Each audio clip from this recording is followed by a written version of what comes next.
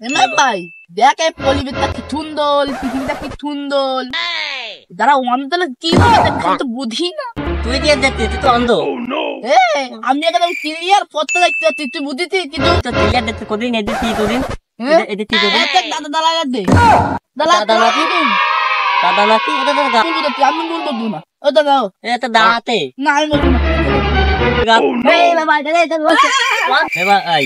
মাইতে দা তোমার দিতে এটা বলে তুই দেখতে পাচ্ছিস না ফোনে তো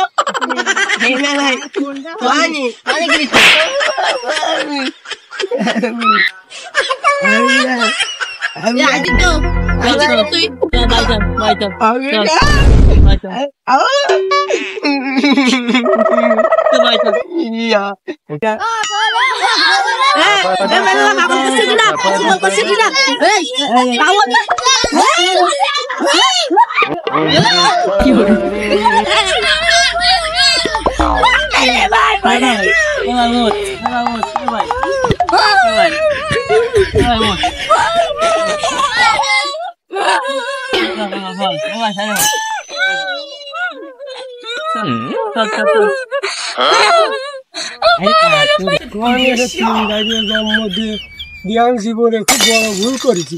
যাই ওরকম বাড়ির একটা কাজ করার হারা লাগা দিয়ে খালি পুঙ্গা মারবে। আমার ওই মা দি 1971 সালে মরিয়ে গেছে, 7-3 জন্ম দিয়ে ঠিক আছে। আর আমার এই নালিশ শুধু দেওয়া জীবন শেষ হয়েছে। সেকেন্ডার হাত দুটো ফোন হাত দুটো ফোন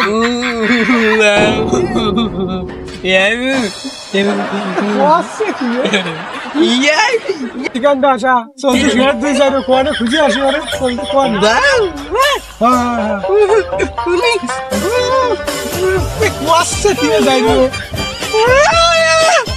বল দেখে খেলাধুলার আমি ওই দুটো খুঁজে নিয়ে আসি যাই।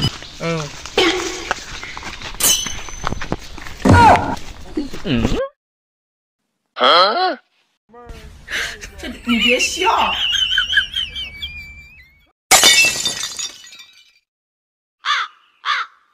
Ela tem ela do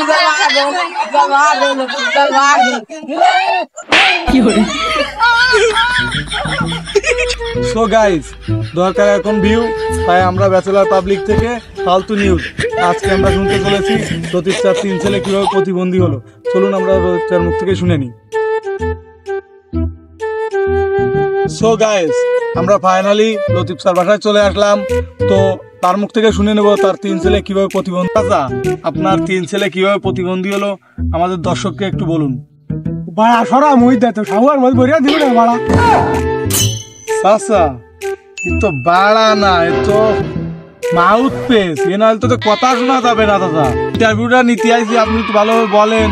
রোজ রোজ কি বাড়ার ইন্টারভিউ? হ্যাঁ আরে লতিফ স্যার আপনার 3 ছেলে কিভাবে প্রতিবন্ধী হলো আমাদের দর্শককে একটু বলুন। আরে শোন বাইস্তি 71 সালে আগে আমাদের উঠতি বয়স, সেই সময় আমি এক মাংমারানি মাগিরে বিয়ারলাম।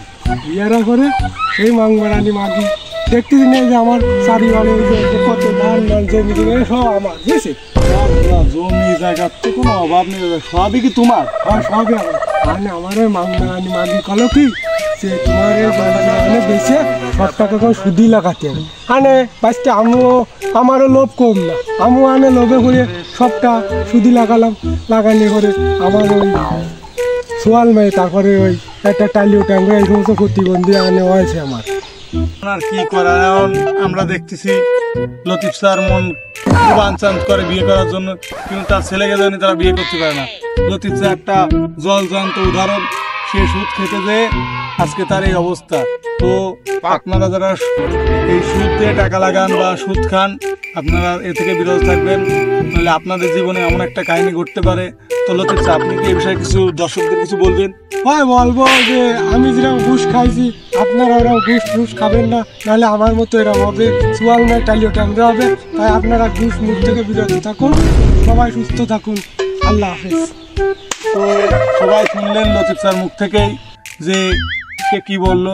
তো আমরা সবাই সেই জায়গা থেকে বিরত থাকবো, আমরা কেউ সুদে টাকা লাগাবো না বা সুদে টাকা নেব না।